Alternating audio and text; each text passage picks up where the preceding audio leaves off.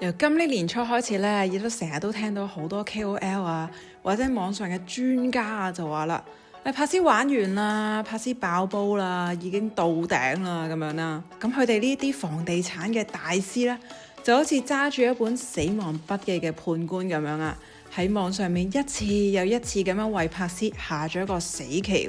咁佢哋嘅聽起嚟嘅判詞咧，好似好真咁樣啦，話房價一年升超過13%喎。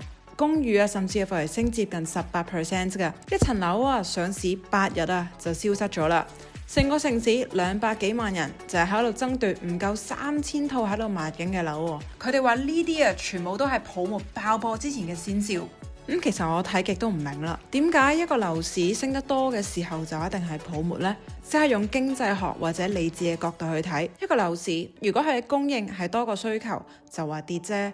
咁如果而家係需求大過供應嘅話，咁點解會跌啊？好多承載力嘅喎。咁所以咧，我睇極都係唔明噶。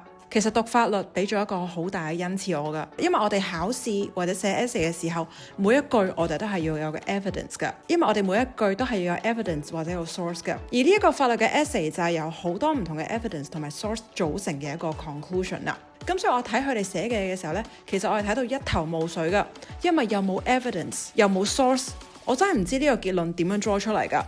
咁好啦，我哋今次咧就一齊睇一睇我哋手上嘅 evidence， 同埋睇一睇我哋手上嘅 source， 睇下我哋今日呢一篇 essay 係會做一個咩 conclusion 啦。